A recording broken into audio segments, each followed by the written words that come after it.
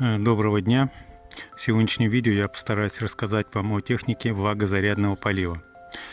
К сожалению, многие садоводы-любители не придают особо важное значение этой технике, а влагозарядный полив очень нужен плодовым деревьям. Когда его проводят? Его проводят осенью. В более южных регионах, когда листва сбрасывается чуть позже, его можно провести и в первых числах ноября. Вот как вы видите, листва уже частично сброшена, поэтому мы приступаем к технике влагозарядного полива. В чем он заключается?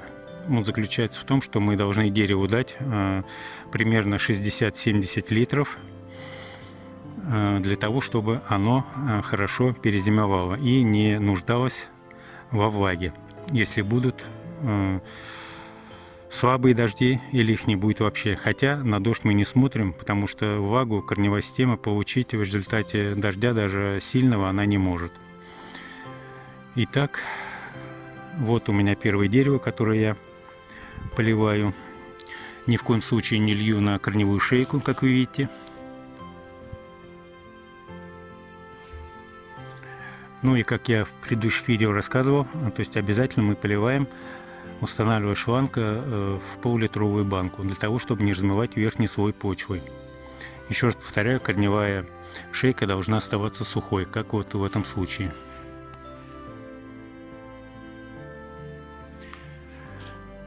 Остальные деревья я подготовил, вот можете посмотреть, для проведения влагозарядного полива. То есть корневая шейка у меня защищена, и воду я буду давать в диаметре 15-20 сантиметров от корневой шейки. То есть вы видите холмик.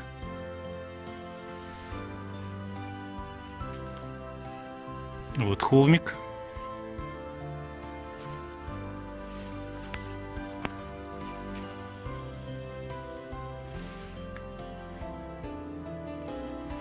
Соответственно, воду надо будет давать только вот сюда.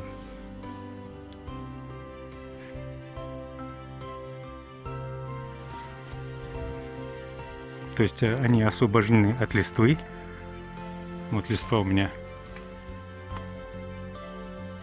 После того, как я полью и подкормлю калием и фосфором, естественно, я обратно засыплю листья, для того, чтобы корням было тепло.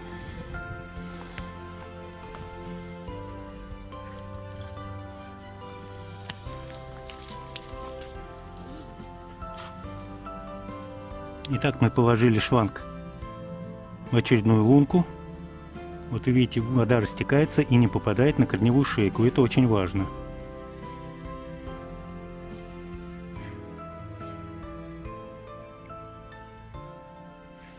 Таким образом проводится влагозарядный полив. Его польза в чем? В том, что, проведя влагозарядный полив, у нас деревья не будут нуждаться в отсутствии влаги, а корневая система, как ни странно, получает влагу наиболее интенсивно именно осенью. И осенью, как ни странно, требует больше влаги, чем летом. Поэтому, если у нас сухая осень, нету дождей, и мы не провели влагозарядный полив, то урожай будет намного меньше, чем... Так, мы срочно убираем шланг и кладем в другую лунку.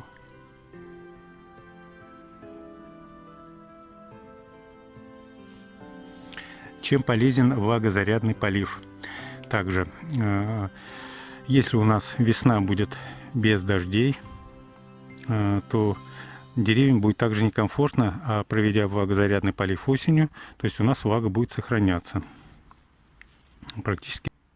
Сегодня у нас 13 ноября, как вы видите, ветра совсем нету, довольно-таки тепло. Самая настоящая осенняя погода. Ожидаются заморозки примерно через 4 дня, поэтому в течение 4 дней надо обязательно подготовить огород и провести влагозарядный полив.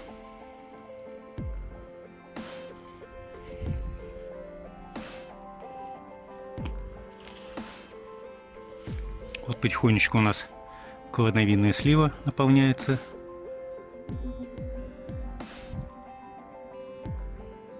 Вот. Повторяю еще раз, третий раз повторяю, корневая шейка ни в коем случае не должна смачиваться водой. Если даже она смочится, ее надо замульчировать в обязательном порядке. Но желательно этого не допускать.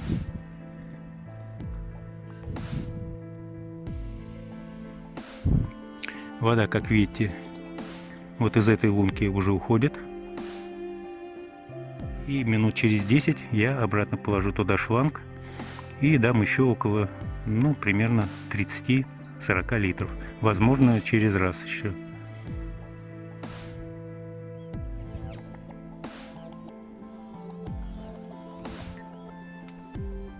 Это дело, конечно, не одного дня. Возможно, потребуется еще 2 дня. Вот, я думаю, что вот за сегодня,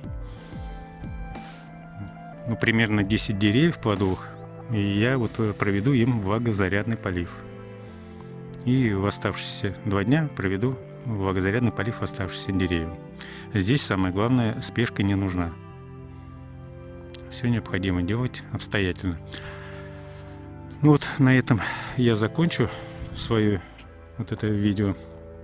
Обращение к вам по поводу проведения техники влагозарядного полива. Пожалуйста, не пренебрегайте этой техникой. Она очень важна для деревьев плодовых, потому что урожай зависит в первую очередь именно от влагозарядного полива. На этом прощаюсь с вами. Надеюсь, вы хорошо усвоили эту технику. Старался вам показать, как мог. Дальше я покажу уже, когда технику я проведу чуть позже. У нас прошло около часа. Влагозарядный полив у нас продолжается. Я хочу вам показать промежуточные итоги у деревьев. И все они с сухой корневой шейкой. Примерно досталось ему по 40-50 литров. Еще примерно по 30 литров можно будет им дать.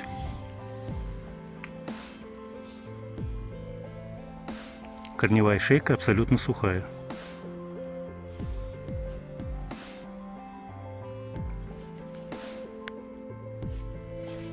Это мы только начали давать яблони.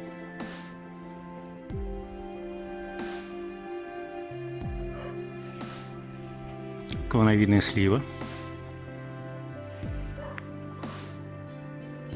Вода уже ушла прилично, хотя получила она около 50 литров. Это у нас яблоня.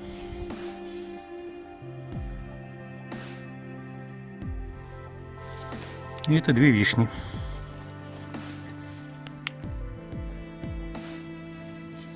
Корневая шейка абсолютно сухая. Это главное условие влагозарядного полива.